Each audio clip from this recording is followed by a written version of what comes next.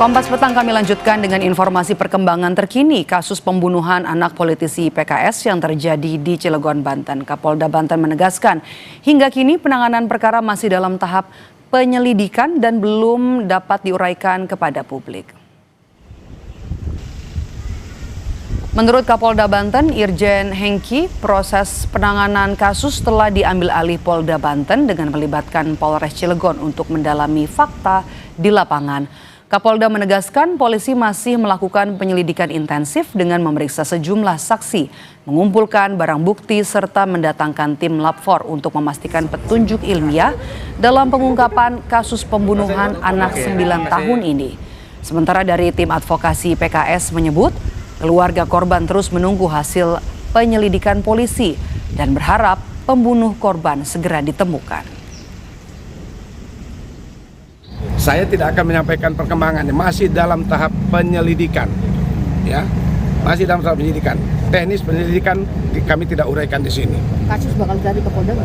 Siapa? Kasus. Memang sudah ditarik di Polda, gabungan Polda dan Polres Cilegon, yang dipimpin oleh Pak Dirkrim Ketua timnya Pak Dirkrim Masih dalam tahap penyelidikan, kita dalami pemeriksaan saksi dan sebagainya. Termasuk kita sudah mendatangkan lapor.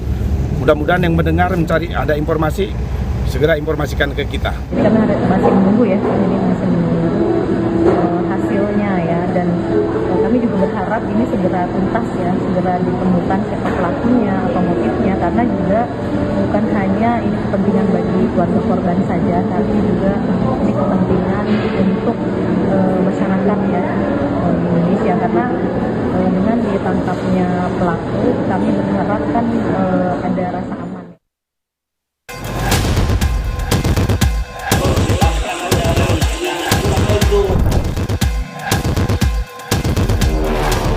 Lebih dari sepekan, kasus tewasnya anak politisi PKS di rumah mewahnya di Cilegon, Banten belum menemui titik terang. Sejumlah saksi yang diperiksa Satreskrim Polres Cilegon kini berjumlah 18 orang. Pemeriksaan pun diperluas ke semua individu yang dekat dan pernah bekerja di rumah korban.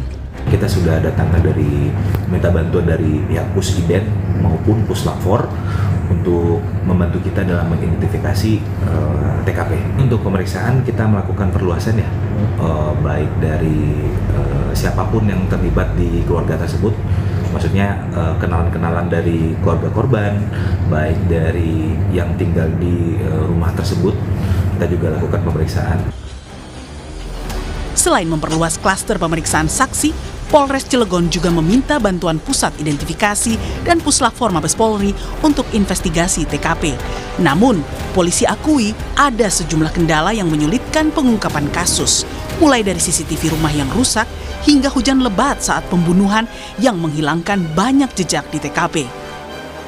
Kita sudah datangkan dari minta bantuan dari pihak Pusiden maupun Puslap 4 untuk membantu kita dalam mengidentifikasi TKP. Terjadinya kejadian itu dalam keadaan hujan, lalu after kejadian pun dalam keadaan hujan yang cukup lebat, sehingga jejak-jejak yang keluar pun sulit diidentifikasi. Menjadi kendala oleh kita adalah di rumah itu CCTV aktif terakhir itu tahun 2023. Menurut pengakuan tetangga di sekitar, korban yang masih duduk di kelas 4 sekolah dasar itu merupakan anak yang rajin beribadah bersama ayahnya. Masjid itu aja. Tapi sering almarhum ke masjid itu? Rajin itu Pak, masjid. Sering ketemu Pak, di sana kalau pas Jumatan gitu. Ke musola juga rajin Pak ya? Musola kalau misalnya nggak ke masjid besar ya sini kadang-kadang tapi di sini. Saling yang jelas ke sana Pak. Terus paling di sekolahnya nggak tahu. Itu biasa kalau ke musola bareng sama Pak Haji Mamannya atau seperti apa? Sama Pak Haji. Di bareng gitu. Selain itu, orang tua korban dikenal baik dan sering berinteraksi dengan warga. Sering nongkrong, bapaknya itu sering nongkrong ke sini itu. Kadang-kadang keluar beliin kopi, gula di sini. Kasus tewasnya anak politisi PKS ini terjadi pada 16 Desember lalu. Kasus ini kini menjadi prioritas Polres Cilegon untuk diungkap. Tim Liputan Kompas TV.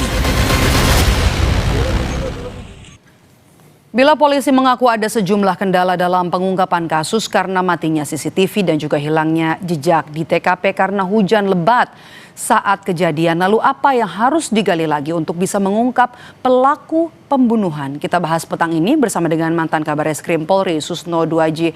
Selamat petang Pak Susno dengan Maidop. Selamat petang, Maidop. Oke, Pak Susno, kita bahas satu persatu. Upaya penyelidikan harus dimulai atau mulai difokuskan dari mana jika banyak kendala di TKP, hilangnya CCTV, kemudian juga jejak yang terhapus oleh hujan, kata polisi? Baik, untuk kasus pembunuhan yang tidak tertangkap tangan, ya, dan semua perkara itu berawal semuanya dari TKP. TKP itu tempat kejadian perkara. TKP yang mana? TKP yang paling dekat dengan di mana korban ditemukan, itulah yang harus diolah. Karena di sana akan meninggalkan sidik jari, akan meninggalkan alat mungkin yang dilakukan, akan meninggalkan perbuatan-perbuatan yang dilakukan oleh pelaku. Apa itu? Yaitu jenazah dengan segala luka-lukanya. Akan meninggalkan di sekitar situ harus dicari jejak daripada tersangka. Berupa apa jejak tersangka? Bisa saja berupa jejak peninggalan, ada rambut, ada keringat dan sebagainya yang hanya bisa dilihat dengan DNA. Nah, karena DNA itu sangat-sangat kecil sekali gitu ya. Tapi itu meninggalkan jejak. Jadi CCTV memang penting. Tetapi bukan berarti kalau tidak ada CCTV lantas perkara ini menjadi mustahil untuk diungkap. Tidak. Masih ada sidik jari, masih ada DNA, masih ada bekas-bekas yang lain, masih ada alat. Jadi di sekitar TKP yang terdekat, yaitu di ruangan itu, ada tidak alat yang tertinggal, alat yang digunakan untuk melakukan kejahatan. Kalau tidak, diperluas lagi TKP-nya dari dalam ruangan atau kamar di mana jenazah ditemukan ke dalam rumah. Kalau dalam rumah masih tidak ada lagi, diperluas lagi ke halaman. Nah, halaman itu kan di situ. Pak Susno, maaf saya potong. Tadi Anda bilang soal DNA begitu ya, bisa dilihat di TKP. Di titik-titik mana saja Pak kemungkinan bisa ditemukan DNA dari pelaku? DNA itu bisa saja di di pegangan pintu gitu, pegangan pintu yang grendel ya kalau kalau orang mau masuk pintu itu kan harus dibuka. Handle pintu. Kemudian iya, atas meja. Kemudian benda-benda lain yang mungkin terpegang oleh pelaku gitu. Atau di sekitar situ mungkin ada rambut daripada pelaku yang tertinggal. Makanya harus hal-hal yang sangat kecil itu diambil. Kalau laboratorium yang biasa mengurai tentang DNA ini ada alat-alat khusus yang digunakan untuk mengambil benda-benda atau zat-zat yang sangat kecil. Karena itu kan dari keringat bisa, dari rambut bisa, dari apa-apa yang lain juga bisa DNA itu. Ya. Jadi kami tangkap TKP berbicara, kemudian jasad korban juga berbicara. Jadi bisa dilihat dari situ. Kalau untuk dari jasad korban sendiri kan ada banyak sekali luka tusukan. Kemudian juga dari pakaian yang digunakan korban bisa dilihat dari situ juga, Pak Susno. Iya, dari pakaian dan sebagainya. Kemudian jadi pisem itu nanti untuk jenazah seperti ini ada dua ya, pisem luarnya bagaimana bunyinya, kemudian pisem dalam gitu kan. Tapi yang paling banyak bicara adalah terkait dengan luka-luka itu. Nah, saya yakin pasti ada yang ditinggalkan di situ. Nah, selain daripada di TKP, juga saya katakan alat bukti elektronik lain, yaitu berupa HP. Maka HP yang di rumah itu semua harus diperiksa. HP kakaknya, HP korban sendiri kalau korban ini sudah punya HP, HP pembantunya, HP satpam, HP siapa untuk dibuka semua. Ada enggak pembicaraan atau ada enggak WA, ada enggak telepon, ada enggak video dan lain-lain yang terkait dengan peristiwa pembunuhan ini. Kan banyak kejanggalan. Kejanggalan di situ apa? Kan di situ katanya ada pembantu laki, ada pembantu perempuan. Tapi pada saat kejadian dia pulang gitu kan. Kalau nggak salah pulangnya kan berapa jam sebelum kejadian. Nah itu kejanggalan kan. Kemudian saya tidak tahu apakah rumah itu ada satpam apa enggak di luar karena rumah sebesar itu. Kalau satpam pada waktu hari kejadian itu di mana satpamnya? Oke, Pak Susno, apakah dengan melibatkan tim IDEN dan juga tim Lab 4 dari Mabes Polri cukup untuk bisa mengungkap kasus atau harus ada pihak lain juga yang ikut terlibat?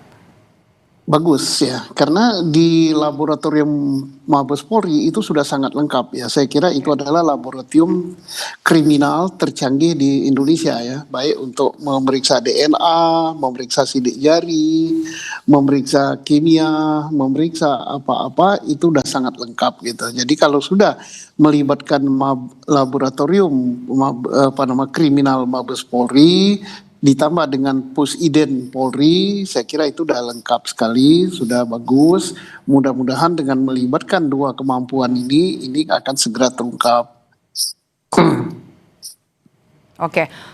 Pak Susno, sebagai mantan Kabareskrim, apakah kasus pembunuhan semacam ini yang minim bukti, kemudian juga susah ada CCTV, kemudian rekam jejak juga hilang begitu karena hujan, bisa cepat terungkap?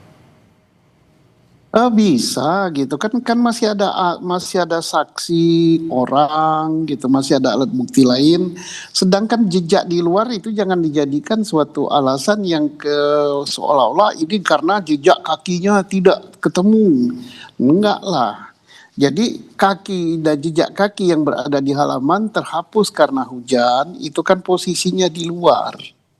Ada jejak kaki pun belum tentu terungkap. Maka yang paling utama diolah itu adalah di dalam ruangan di mana jenazah itu ditemukan. Ya, karena pasti di badan korban itu bersentuhan saya kira dengan pelaku. Nah, kalau bersentuhan dengan pelaku ada DNA daripada pelaku di tubuh korban gitu. Jadi makanya yang harus diolah lebih matang dan sangat teliti itu adalah TKP yang dekat sekali dengan korban ditemukan. Jadi jangan langsung misalnya, wah ini karena hari hujan. Nah, kemudian alat HP-nya CCTV mati. Gitu. Kemudian yang berikut telapak kaki di halaman hilang. Tapi Pak Susno, dari pengalaman Anda sebagai Kabareskrim, untuk kasus seperti ini berapa hari atau berapa lama bisa terungkap? Tergantungnya itu adalah sangat tergantung dengan hasil daripada olah TKP. Bagaimana si penyidik bisa menemukan di TKP itu berupa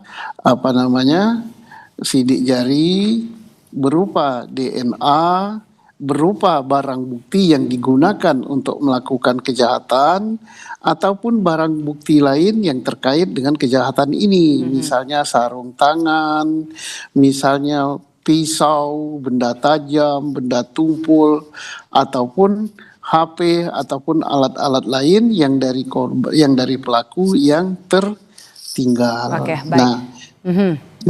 Kita akan tunggu hasil perkembangan dari tes DNA yang dilakukan oleh polisi. Terima kasih sudah bergabung bersama kami mantan Kabareskrim